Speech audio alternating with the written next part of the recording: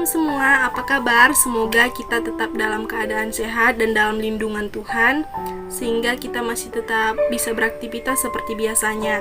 Baiklah, di sini saya Mailani Raja Gugu dari Universitas Sumatera Utara, Fakultas Kesehatan Masyarakat, Prodi Ilmu Kesehatan Masyarakat dengan NIM 211000005. Dan di sini saya berasal dari kelas 4 Agama Protestan. Di sini saya akan menjelaskan mengenai demokrasi dan hak asasi manusia menurut perspektif Alkitab dan iman Kristen. Jika kita berbicara mengenai HAM atau hak asasi manusia, kita mengingat bahwa pada Perjanjian Lama terdapat perbudakan di mana terdapat masa perbudakan di mana jika ada seseorang yang kurang mampu, dia boleh memberikan dirinya kepada orang yang lebih mampu untuk boleh dipekerjakan atau bahkan boleh dianiaya, bahkan dipekerjakan secara paksa untuk melakukan apa yang diberikan kehendak dari tuannya tersebut, sehingga dia boleh disebut sebagai hamba. Nah, dari hal itu kita bisa melihat bahwa di situ ada ketetapan-ketetapan yang diberikan oleh tuannya kepada hambanya.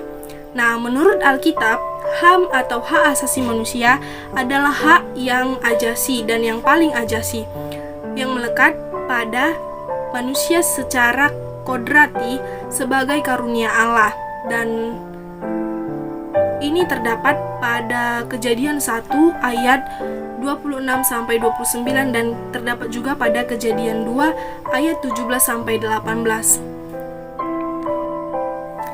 Dan itu juga kita dapat mengingat pada saat kejadian kehidupan Adam dan Hawa, pada saat mereka berada di Taman Eden.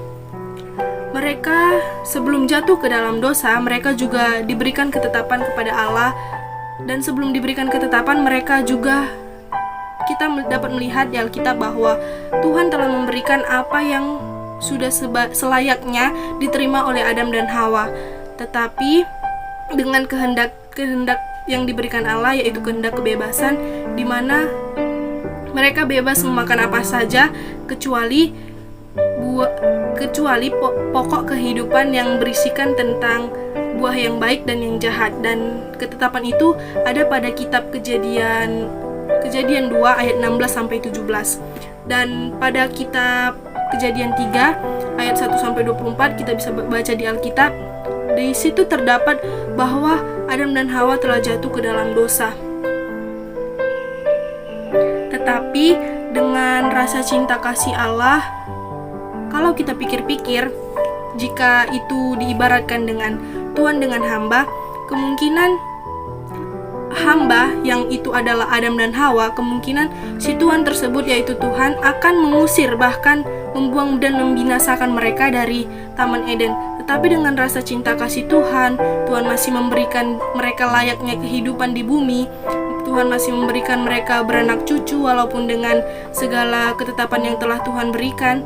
Hal itu membuat kita melihat bahwa Tuhan masih mencintai kita dan Tuhan masih mengasihi kita, sehingga kita boleh merasakan kasih-Nya yang luar biasa sampai pada saat ini kita bisa rasakan.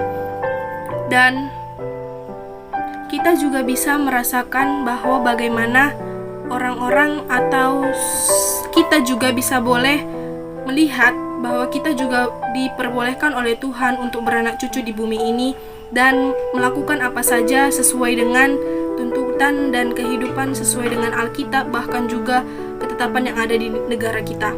Nah, oleh sebab itu kita sebagai orang Kristen yang sudah percaya Kristus, pastilah kita memiliki kebebasan dalam melaksanakan hak yang telah diberikan Allah kepada kita, sehingga dengan kebebasan hak tersebut kita tidak boleh melakukan apa yang kita lakukan itu sesuai dengan semaunya kita saja, tetapi kita harus melakukan apa yang boleh sesuai dengan kehendaknya Tuhan, atau bahkan bisa dibilang kita boleh melakukan segala hak kita sesuai dengan maunya Allah. sebagaimana yang telah ditetapkan Allah, seperti itu jugalah yang harus kita pandang, di mana kita harus melakukan hak kita sesuai dengan yang telah dianugerahkan Allah kepada kita.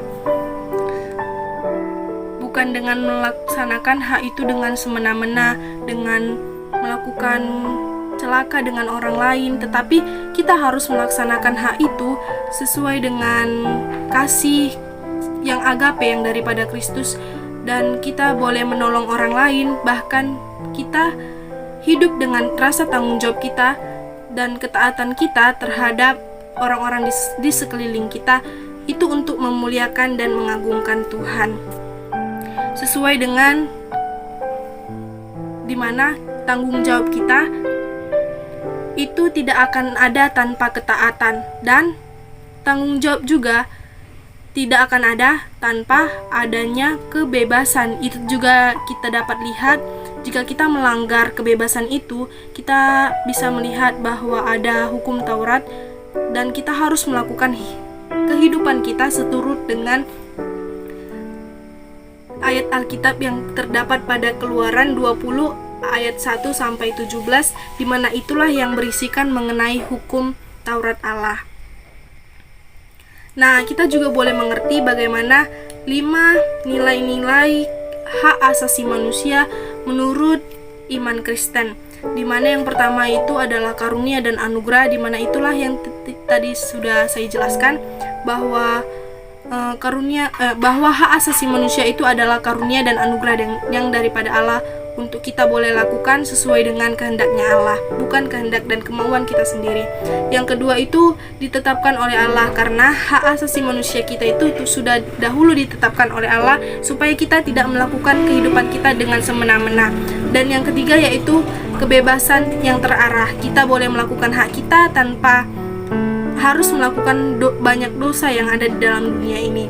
Dan yang keempat yaitu buah Roh Kudus. Kita harus hidup sesuai dengan buah-buah roh yang terdapat pada Galatia. Dan yang terakhir itu adalah kebaikan, bahwa kita harus melakukan hidup kita seturut dengan kebaikan. Nah, masuklah kita ke pembahasan yang kedua, yaitu mengenai demokrasi. Nah, di dalam demokrasi ini tidak ada di dalam Alkitab, tetapi dalam perjanjian lama setelah manusia jatuh ke dalam dosa, yang terdapat pada Kejadian 11 tentang kelahiran bangsa-bangsa, kemudian Kejadian 12 mengenai pemilihan Abraham, kita bisa mengerti bahwa Israel tidak disebut bangsa tetapi umat. Nah, umat menekankan kesamaan kedudukan antar manusia, yang satu tidak menguasai yang lain, sebab semua diikat oleh ketaatan dan ketetapan kepada Allah.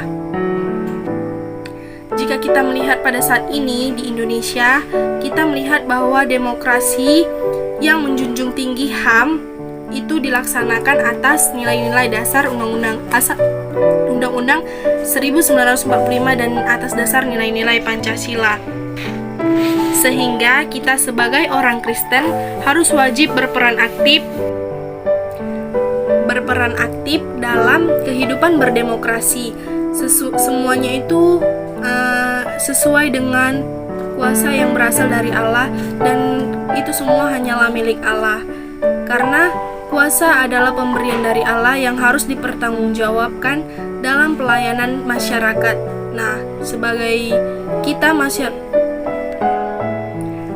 kita sebagai mahasiswa atau masyarakat umat Kristen, kita harus berperan aktif dan wajib berperan aktif dalam kehidupan berdemokrasi, karena semuanya itu adalah kuasa pemberian yang dianugerahkan oleh Allah terhadap kita, di mana kita harus boleh mempertanggungjawabkannya terhadap pelayanan kita dengan masyarakat atau dengan orang-orang yang ada di sekeliling kita, yang didasarkan pada nilai-nilai universal seperti menegakkan keadilan, menyatakan kebenaran, menghormati kebebasan yang bertanggung jawab, memperjuangkan kesetaraan seperti kesetaraan gender atau kesetaraan yang lain, dan mempraktikkan kasih terhadap semua orang.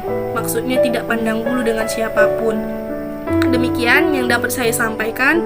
Semoga teman-teman bahkan saudara-saudara sekalian dapat memahami apa yang telah saya jelaskan. Shalom, salam sehat, tetap protokol kesehatan ya. Salam dari Mailani.